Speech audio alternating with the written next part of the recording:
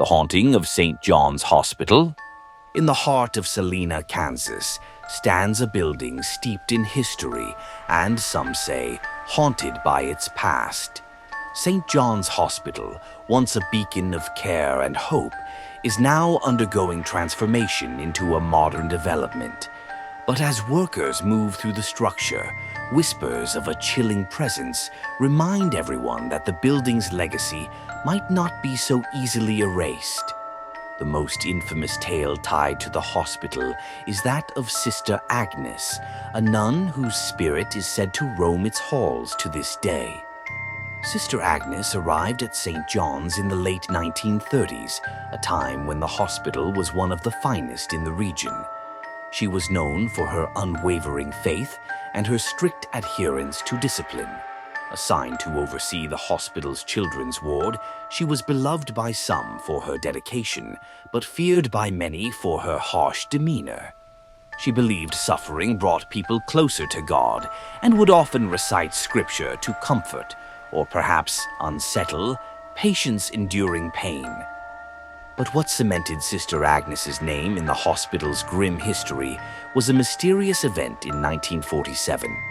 According to the story, a young boy named Thomas was admitted with a severe fever. Despite the doctor's best efforts, his condition worsened.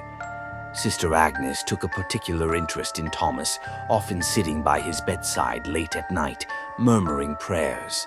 She believed that if Thomas's soul was to be saved, he needed to confront his suffering head-on. One stormy night, Thomas's cries echoed down the halls. A nurse claimed to have seen Sister Agnes standing over him, her hands clasped in prayer, her face shadowed by candlelight. The boy's cries stopped suddenly, replaced by an eerie silence. When the nurse entered the room, Thomas was dead, his face twisted in terror. Sister Agnes claimed it was God's will, but rumors swirled that she had done something to hasten his passing. Weeks later, Sister Agnes herself was found dead in the hospital chapel. She had collapsed at the altar, clutching a crucifix. The cause of death was ruled as a heart attack, but staff whispered that she had been taken as punishment for her sins. Her funeral was a somber affair, attended by colleagues who spoke in hushed tones, and her name was rarely mentioned after her burial. But Sister Agnes's presence, it seems, never left St. John's. In the years that followed, strange occurrences began to plague the hospital. Night shift staff reported hearing soft, rhythmic footsteps echoing in the halls when no one was there. A shadowy figure in a nun's habit was often glimpsed at the end of long corridors, disappearing when approached. Most chilling were the incidents in the pediatric ward. Toys left in the playroom would be found in strange arrangements, forming crude crosses or spirals. Some nurses swore they heard the faint sound of a woman praying, her voice low and mournful, coming from empty rooms. And on more than one occasion, children would wake screaming, claiming a scary lady in black had stood by their bed, whispering strange words. By the 1970s, the hospital began to lose patients, both literal and financial. As its operations scaled back, local legends about Sister Agnes grew. Even after most of the hospital was sold off, the remaining staff would speak of unsettling encounters in the older, abandoned wings. Now, decades later, St. John's is being revitalized with plans to transform the historic structure into a mixed-use development.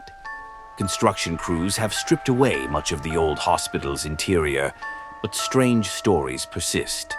Workers have reported tools vanishing only to reappear in different rooms. One foreman claimed to hear the sound of a woman praying late at night, only to find the chapel empty. One particularly chilling account came from a worker tasked with dismantling parts of the pediatric ward. He described feeling a sudden, intense chill as he walked down the hall. Turning a corner, he caught sight of a woman in a nun's habit standing in a doorway. She didn't move or speak. She only stared at him, her face pale, her eyes dark. When he called out to her, she vanished. The worker quit the next day. Local residents wonder if the spirit of Sister Agnes is angry about the changes, or if she's simply protecting what she views as sacred ground. Paranormal investigators who've snuck into the site have reported hearing faint whispers, the echo of footsteps, and even children's laughter coming from rooms that haven't housed patients in decades. As the development continues, one thing is certain: the history of St. John's is not so easily erased, and if you visit the site at night, you might hear the faint prayers of a woman carried on the wind, or feel the chill of Sister Agnes's gaze as she watches, waiting for her work to continue. Because some say she's still here, ensuring her hospital remains hers, no matter what becomes of it.